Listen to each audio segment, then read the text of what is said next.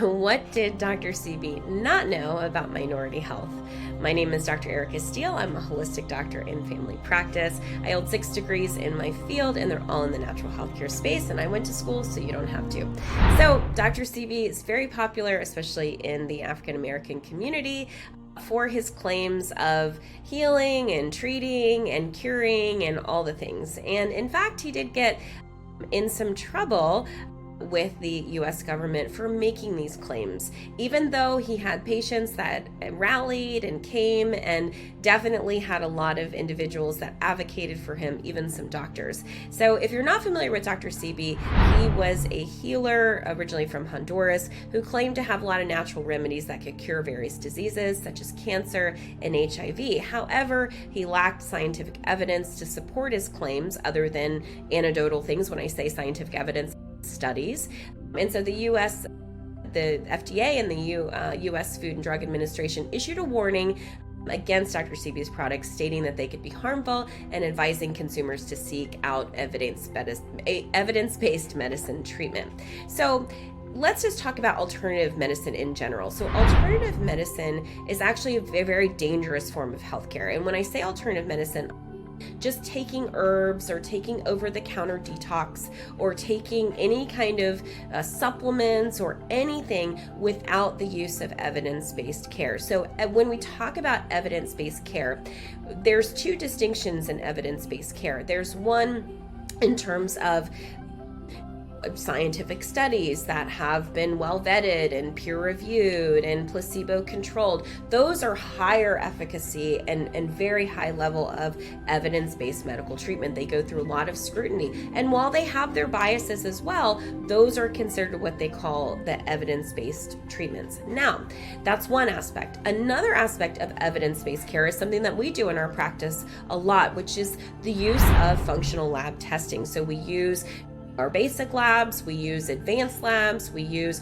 all different labs. We get a baseline of lab to really understand where the person's health status is. We're looking at nutrient deficiencies, accumulated toxins, overall organ health and function, and areas of prevention. Then we provide a natural agent. I tend to start with food first. Then from there, food is a baseline, and then we use supplement, because supplement is just there to supplement. It's not there to replace. And then we start looking at, let's say, homeopaths, or we can use herbs. Herbs tend to last because they are medicine. So we take the lab, we do a treatment, and then we retest and see what we have accomplished over time. So that is considered more of a localized evidence-based care. So that was not what Dr. Sebi did at all. He literally did some case taking and then created different herbal remedies and heavily marketed them and gave them to patients. Now, that can be incredibly dangerous. The reason is because patients are on different medications, and there's a lot of health disparities that exist in the minority communities anyway. And because there's such a lack of people that look like us, sound like us, and have our same cultural beliefs, it's really easy to connect on with just one person, like, for instance, Dr. Sebi.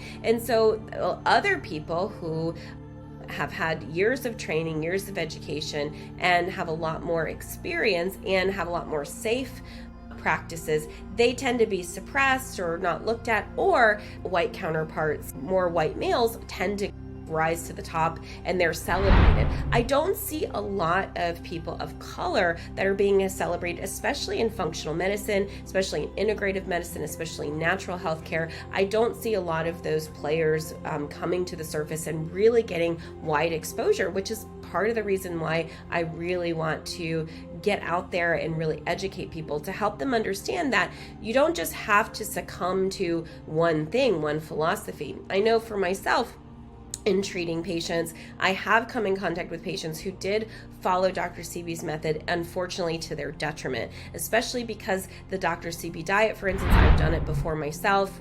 In going to Peru and working with the shamans out there, they require it over a month.